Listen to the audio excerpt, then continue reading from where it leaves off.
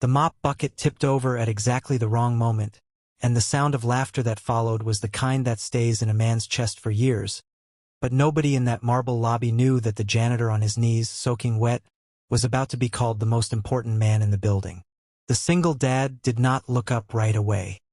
He had learned a long time ago that looking up only gave people a longer window to enjoy your shame. He kept wiping the floor, his knuckles white around the gray rag, while three young executives in tailored suits stood over him laughing about how he probably could not even afford the shoes he was cleaning.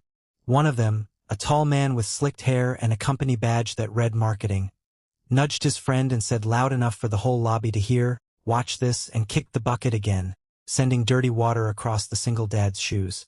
That was the moment the elevator doors opened. That was the moment everything changed. But nobody knew it yet, not even the single dad, who simply closed his eyes for 1 second and thought about his daughter waiting for him at home, because that thought was the only thing strong enough to keep him from standing up and saying something he might regret. 3 years earlier, the single dad had been someone else entirely. A man with a badge of his own, a corner office, and a wife who kissed him goodbye every morning before he drove to work. Then the accident happened, the kind of accident nobody prepares you for, the kind that takes a spouse in a single afternoon and leaves a 6-year-old girl asking why mommy is not coming home. He did not go back to that office. He could not.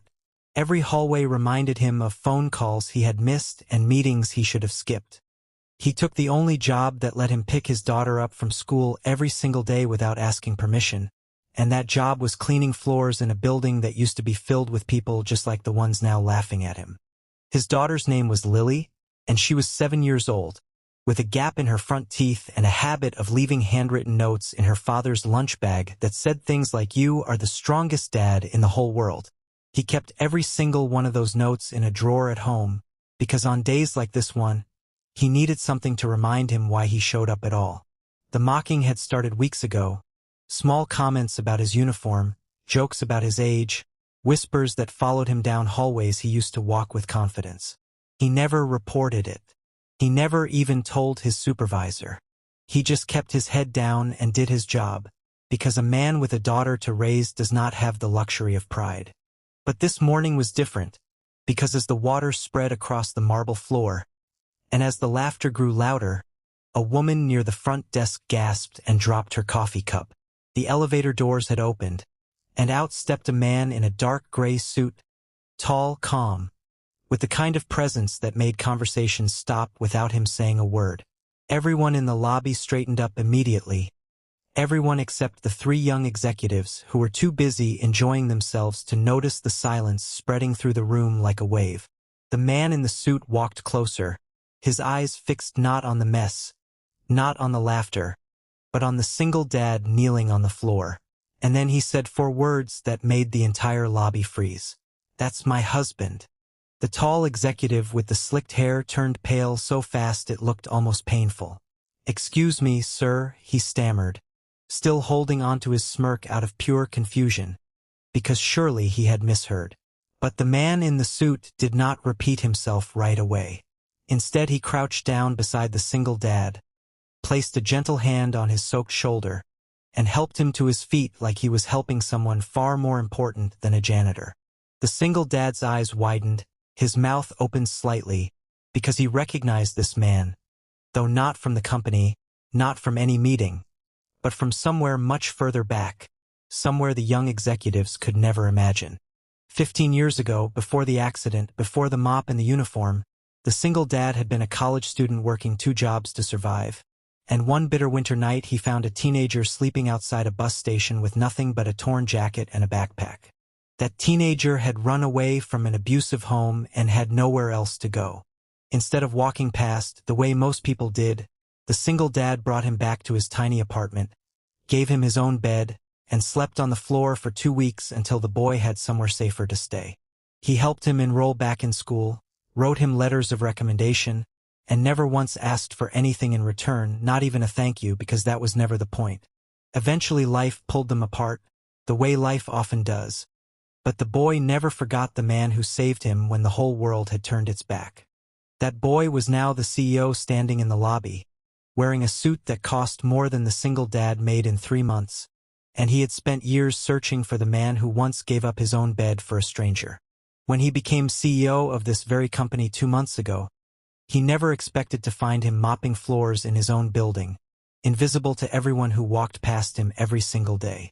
This morning, reviewing employee records out of pure curiosity, he had seen the name and frozen in his office chair, his coffee going cold as memories flooded back all at once. The CEO turned to face the 3 young executives, his voice steady but sharp enough to cut through the stunned silence. "Do you know who this man is?" he asked, and none of them answered because none of them could. "He is the reason I am standing here today," the CEO continued, his voice cracking slightly with an emotion he did not try to hide. "When I had nothing, when I was 15 years old sleeping on a bench, this man gave me his home, his bed, and his time without ever asking what was in it for him. And you 3 thought it was funny to humiliate him over spilled water." The tall executive's face went from pale to ashamed in an instant, and he opened his mouth to apologize, but the words seemed to catch somewhere in his throat. The single dad stood there, soaked and speechless, staring at the man he had not seen in over a decade, a boy who had grown into someone powerful, someone kind enough to remember. "I never forgot you," the CEO said quietly, only to him now, his voice softer, almost breaking. "I looked for you for years. I wanted to thank you properly, and instead I find you cleaning floors while people mock you. That should never have happened. Not to you, not to anyone, and especially not to the man who taught me that kindness costs nothing but means everything." The single dad's eyes filled with tears he had been holding back for years, not because of the humiliation, but because for the first time in a long time, someone had truly seen him. The lobby, once filled with laughter, was now completely silent except for the soft sound of the single dad's breathing as he tried to process what was happening. The CEO turned to the small crowd that had gathered and made an announcement that stunned everyone.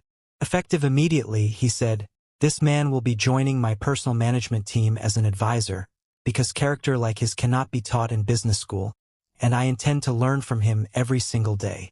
Gasps rippled through the lobby, and somewhere near the back, someone actually started clapping until the whole room joined in, drowning out the shame of the 3 executives who now stood frozen, unsure whether to apologize or disappear entirely.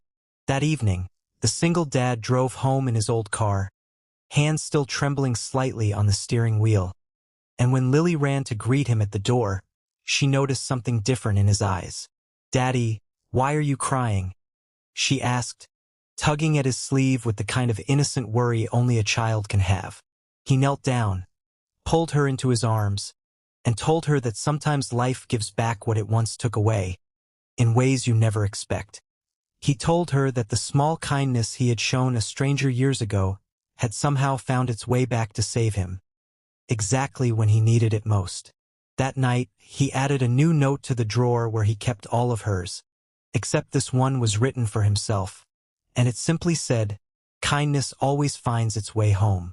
Word of what happened in that lobby spread through the company within days, not because anyone wanted gossip, but because people needed to believe that good things still happen to good people.